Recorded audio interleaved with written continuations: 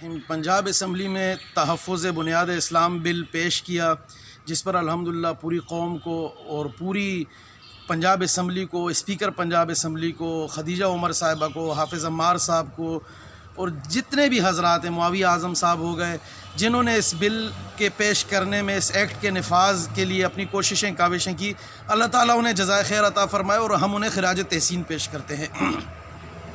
ساتھ ساتھ اس بل کے آتے ہی یا اس ایکٹ کے پیش ہوتے ہی بہت سارے لوگ بلوں سے باہر نکل آئے ہیں اور پتہ چل رہا ہے کہ کون کس کا ہے۔ مثال کے طور پہ ابھی میں ایک پریس کانفرنس سن رہا تھا جس میں ایک صاحب کہہ رہے تھے کہ بھائی یہ بل ہم کیوں مانیں کہ جب ہم انہیں مانتے ہی نہیں بھائی، اور ایک صاحب کہہ رہے تھے کہ بھائی یہ بل تو جو ہے خاتم النبیین یا رضی اللہ عنہ لکھنے سے کیا انقلاب آ جائے گا۔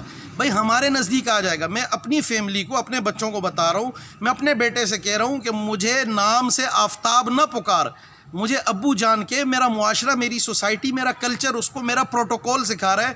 آپ میں سے کوئی بھی اپنے باپ کو اس کے نام سے نہیں پکارتا بلکہ اس کے منصب اور عہدے اور پروٹوکول دے کے پکارتا ہے۔ اسی طریقے سے صحابہ کرام کا، انبیاء علیہ السلام کا ایک پروٹوکول ہے اور اس پروٹوکول کے ساتھ ان کو پکارا جائے۔ اب جس کا میں باپ ہی نہیں، جس کی میں فیملی ہی نہیں، اس پر کیا اطلاق ہوگا؟ جو نبی علیہ السلام کو ہی نہیں مانتا، صحابہ کو ہی نہیں مانتا، وہ بیچارہ کیا کرے گا؟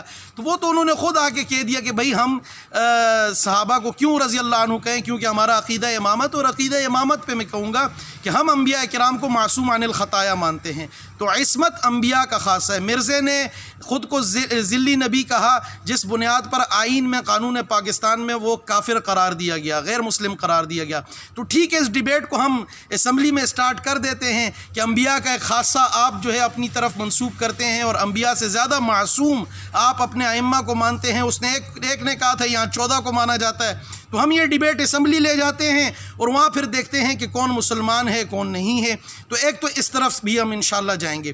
دوسرا، ہمارے نزدیک تمام ازواج مطہرات امہات المومنین جو ہیں وہ مقدس ہیں، اور اب انشاءاللہ اس بل کے بعد انہیں ام المومنین کہا جائے گا، اور جو بدبخت بھی اپنی ماں پر بھونکے گا تو گویا وہ اس کا بیٹا ہی نہیں، وہ اس ماں کو مانتا ہی نہیں۔ تو جو نبی علیہ السلام کو مانتا ہے یا ان کی بیویوں کو، امہات المومنین کو مانتا ہے، وہ تو خوش ہے اور شادہ ہیں اس بل پر۔ اب جو نہیں مانتا اس کا اس بل سے لینا دینا ہی نہیں، اور سامنے آ رہی ہیں چیزیں نکل کے، اور جہاں یہ بھونڈے دلائل دیے جا رہے ہیں کہ ہم ایک دوسرے کو سلام کرتے ہیں، السلام علیکم کہتے ہیں، تو فلاں کو علیہ السلام کیوں نہیں کہہ سکتے؟